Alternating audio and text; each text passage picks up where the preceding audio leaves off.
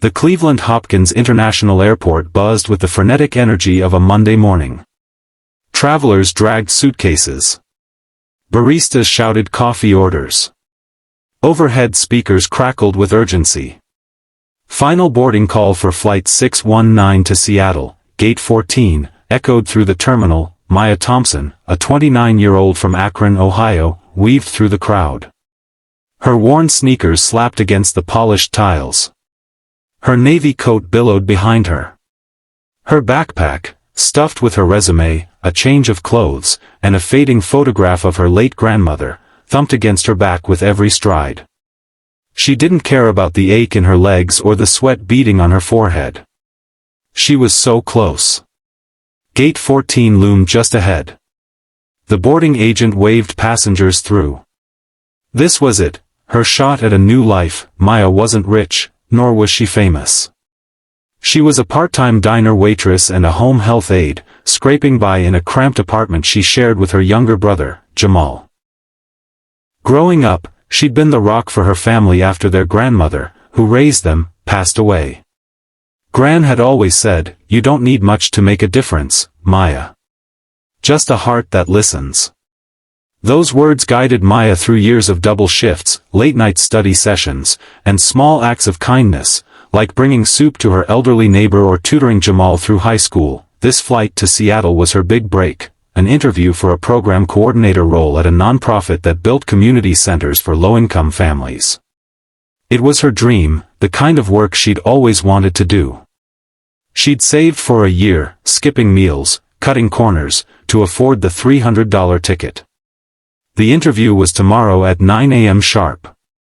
Missing this flight wasn't an option, but then, a faint, trembling voice pierced the airport's din. "Please, somebody." Maya's steps faltered. She turned, scanning the rows of seats near Gate 11. There, slumped against a plastic chair, was an elderly man in a faded brown jacket. His face was ashen. His hand clutched his chest. His eyes were wide with panic. A wooden cane lay toppled on the floor beside him. A small travel bag had spilled open, scattering papers and a water bottle. The crowd surged past, oblivious, businessmen on phones, families corralling kids, travelers staring at departure boards. Nobody stopped. Maya's heart pounded. Gate 14 was just 50 feet away. She could see the last passengers handing over their boarding passes. Her dream was boarding that plane. But the man's labored wheeze cut through her thoughts like a knife. She glanced at the gate, then back at the man. Her feet moved before her mind caught up. Dropping her backpack, she knelt beside him. "Sir, are you okay? Can you breathe?" she asked, her voice steady despite the chaos in her chest. His eyes locked onto hers, desperate. "My heart, it hurts," he gasped. Maya had seen this before in her years as a caregiver. She checked his pulse, fast and irregular, and loosened his collar. "Stay with me, okay? Help's coming." She waved frantically at a passing airport worker, who radioed for paramedics. Maya stayed by the man's side, holding his hand, talking softly to keep him calm. "What's your name?" she asked. "Henry," he whispered, his voice barely audible. "Henry, you're gonna be all right," she said, squeezing his hand. The speakers blared again. "Maya Thompson, please report to Gate 14 immediately." Her stomach sank. The boarding agent was closing the gate. She didn't move. Paramedics arrived. Their boots thudded as they wheeled a stretcher through the crowd. Airport staff cleared the area. Maya stepped back, giving them space. Henry was stabilized, oxygen mask on, as they loaded him onto the stretcher. "Thank you," he mouthed weakly before they wheeled him away. Maya stood frozen, her boarding pass crumpled in her fist. She turned to Gate 14 just in time to see the jetway door close. The plane taxied away, carrying her dream to Seattle without her. She sank into a chair. The terminal's noise faded to a dull hum. Her phone buzzed, texts from Jamal, asking if she'd made it. She didn't reply. Tears pricked her eyes, not from regret but from the weight of it all. A year of sacrifice, extra shifts, skipped outings, ramen dinners, gone in an instant. The non-profit had been clear, the interview was a one-time slot. No more flights would get her to Seattle in time. She typed a shaky email to the hiring manager, apologizing for her absence, and hit send. Then she turned off her phone. A janitor, pushing a broom nearby, noticed her. "Miss, you okay?" he asked, his voice kind but cautious. Maya wiped her face and forced a smile. "Yeah, just missed my flight." He nodded, his eyes lingering like he saw more than she let on. "Happens to the best of us," he said, before moving on. Hours passed. Maya wandered the airport aimlessly. Her bag dragged behind her like a weight. She bought a $2 coffee and sat near a window, watching planes take off into the gray Ohio sky. Her savings were drained. Her dream job was gone. What now? As she passed a small airport cafe, a barista called out, "Maya Thompson. You're needed at gate 3. Maya frowned, confused. She hadn't booked another flight. Warily, she made her way to gate 3.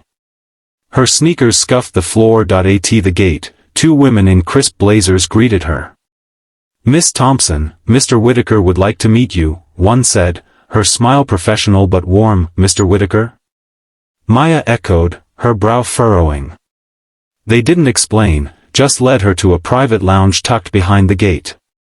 The room was a stark contrast to the chaotic terminal. Soft lighting, leather armchairs, a faint scent of lavender. Seated near a window, sipping tea from a porcelain cup, was Henry, the man she'd helped.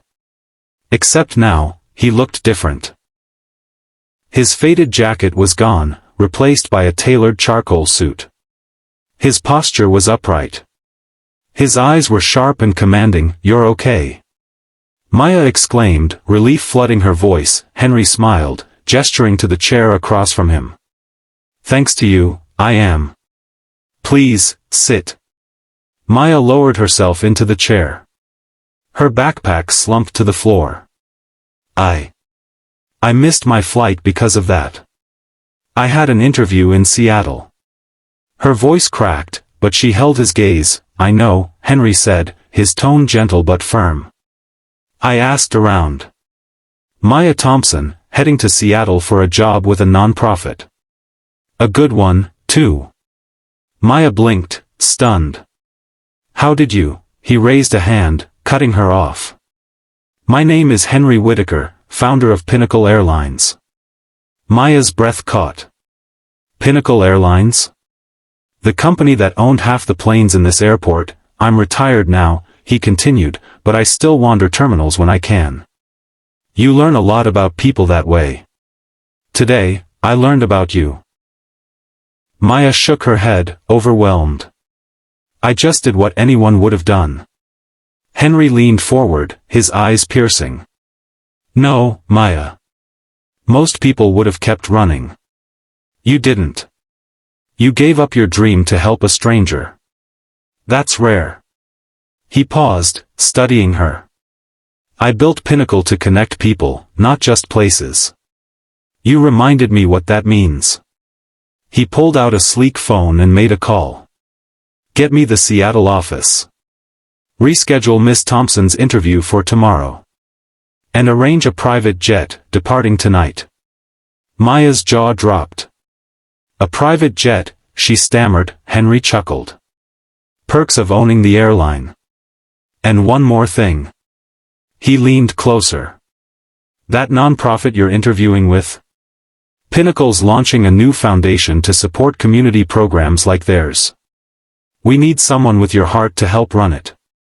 If your interview goes well, I'd like you to meet our board.